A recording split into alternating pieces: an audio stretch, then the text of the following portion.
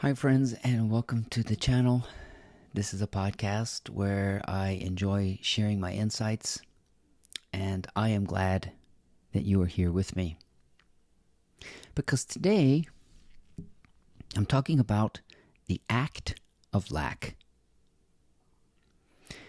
And I'm going to help you see the misunderstanding of lack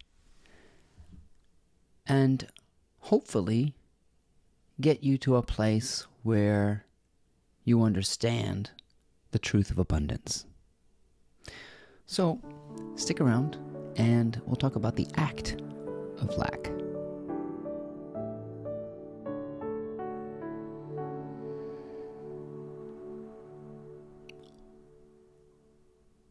I am of the deep belief that we are not here to change the world, but we are here to be changed by it. And when you begin to recognize this in yourself, you unblock the blindness of lack. You begin to see how the flow of abundance is working. And at first, it's like you're a fish in the sea and you've gotten wind of something called water. You've heard people talking about this water. And you wonder, what is this water? And the little fish swims all over, wanting to know more about this water. That's what a spiritual journey really is. Swimming around the ocean, wondering where's the water, where's the water, where's the water, and somehow, in your exhaustion and in your search, you realize the water is everywhere. Basically, hiding in plain sight, but it's not hiding. It's in you, through you, everywhere, connective.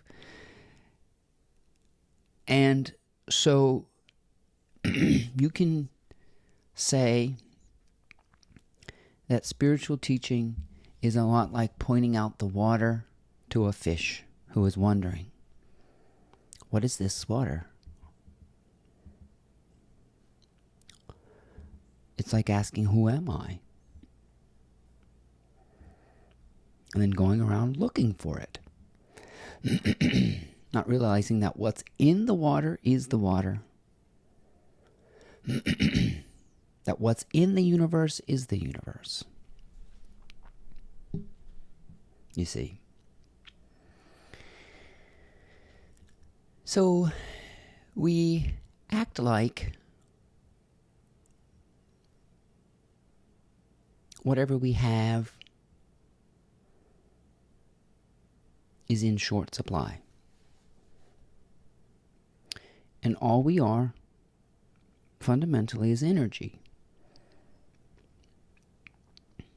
And you realize that the universe has come with precisely enough energy to live its life to the fullest. In the same way that an acorn has come with enough energy to produce a fully mature oak tree that very much depends upon its environment. So the acorn may seem like a separate entity, but symbolically, when you put the acorn in the ground, it dies and forms into a potential unseen. Who would have ever known that such abundance existed in such a tiny thing?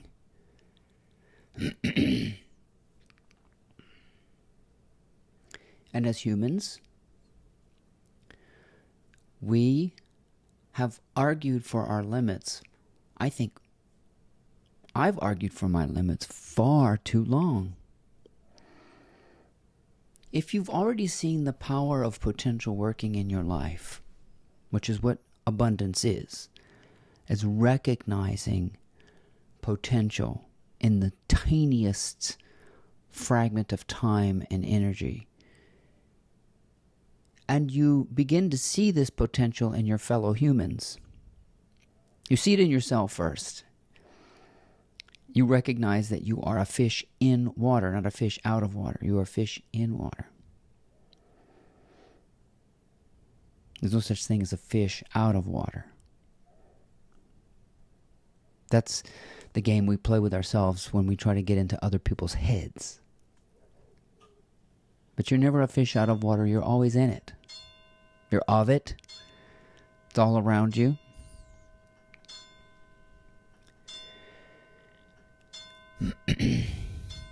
And you realize that you have exhausted yourself looking for something that is there, present, potential. And you spot it in yourself and around in the universe and around everywhere, and you're like, oh shit. Potential is not limited. Because if potential is limited, it is no longer potential. If you put a cap on it, it's no longer this wide open field. It becomes something very different. It becomes a pretend that potential is no longer that. So you begin to see it. You begin to see how unlimited you can't limit it. It's not within any kind of individual power to limit it, to erase it, to take the potential out of anything, to put the potential into anything. It's just there. And like gravity, it's always on, always working, and it's unencumbered. However, you'll notice something about people if you start to spot potential in them. If you've ever had a child or you've ever worked with somebody, showing them potential is like showing the water to a fish. They don't see it. They don't know what you're talking about. They're completely unaware of it because they're putting on an act that they don't have it. I don't have potential. I don't have creativity. I don't have energy. Basically, we're just talking about energy.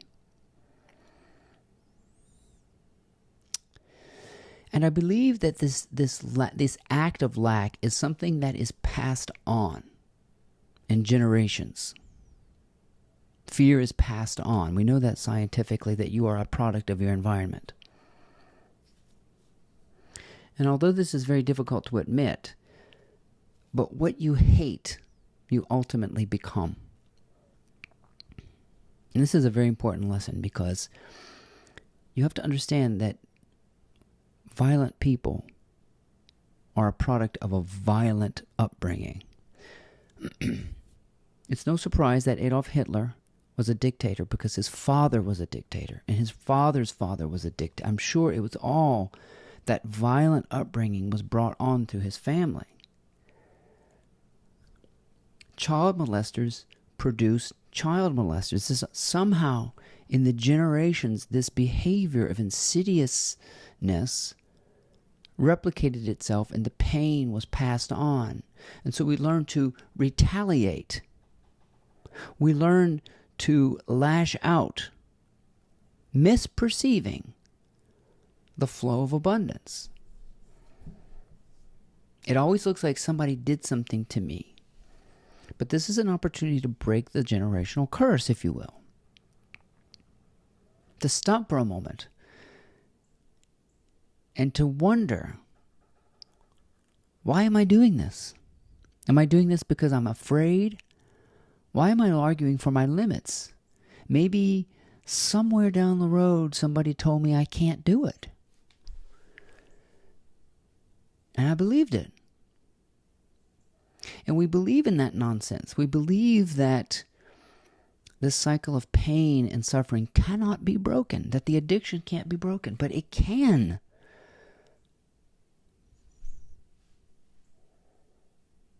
We've seen it so many times. Oprah Winfrey should have been in poverty. Should have been. Morgan Freeman should have been in poverty. Growing up in rural Mississippi, they were a product of that environment. Oprah Winfrey's mother said, "Oprah Gale, you're going to be a maid someday." And she thought somehow, no, I'm not. She broke the cycle right there. So if you're in pain and you're lashing out and you're taking vengeance, you are only perpetuating it.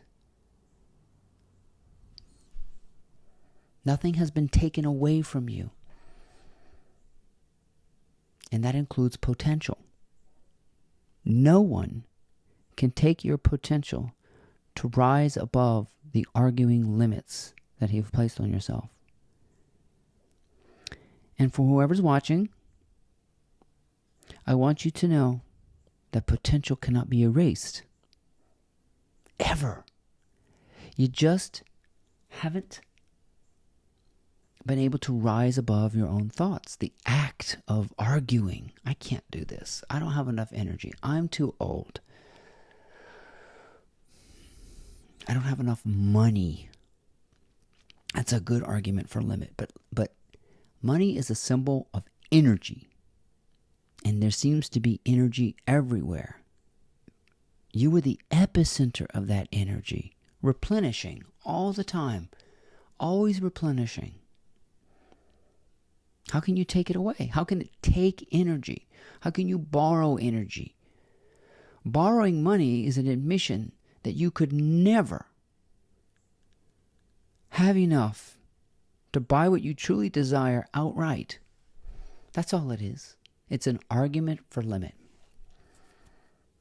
I don't have enough time. That's another one. So we borrow money so we can have what we want now. Because we believe in deficiencies. It's an act of lack when you borrow money. It's an argument that you can't do it yourself. There's nothing in you. There's no idea. There's no way to earn it. There's nothing. I call bullshit on the act of lack. And maybe you're seeing it too. The only way to see that is to realize that you perpetuate your own limit. You draw a line in the sand and say, I can't go any higher than that. When the world is craving transcendence, and transcendence is recognizing the act of lack. That's it. It's recognizing that what you've been searching for, the water, is the same thing as little fish flitting about trying to find what's missing. Nothing's missing. I want you to start paying attention to how adamant people are about what they cannot do, what they cannot have, where they cannot go, what's not available to them. That's what's frustrating about being a teacher. I can tell you right now, as a music teacher, I'd see potential in students, gobs of it, abundance everywhere. And they thought, oh, I'm a fish in this water and there's not enough for me. Somehow, we must see potential in this wide open field of potential, which will never be covered, overextended, limited. When you realize you are that field of potential, you laugh at yourself for thinking, I couldn't have it, do it, be it. You have what it takes. You are what it takes. And love is all it takes. Love is everywhere. You can't earn it, deplete it, use it, spend it. And money is a symbol of love. Time is a symbol of love. And love is a kind of energy that's all-encompassing, connective, everywhere. And the act of lack is an argument against gravity. It's flat earth thinking. Oh, we can't go out there and fall off the edge of the earth. It's linear, you see. And that's what the mind is. Linear. And the heart is spherical. Understand that you can't be removed from the environment. You can't fall off a cliff. Some of this is becoming friendly with death. Realizing it's not punitive.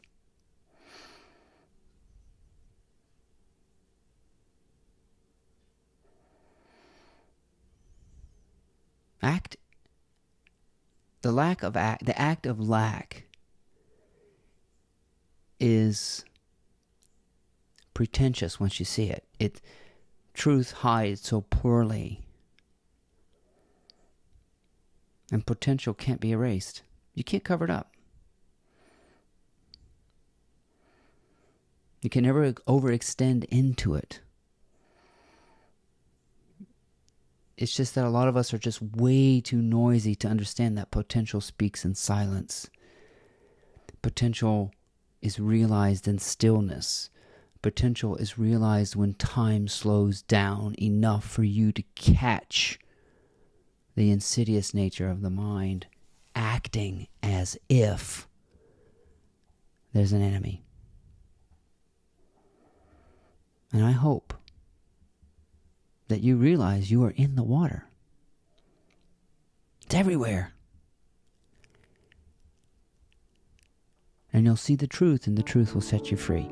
My name is Ryan Hebert. I hope you enjoyed these insights. Please check out my blog at mymorningmotivator.com.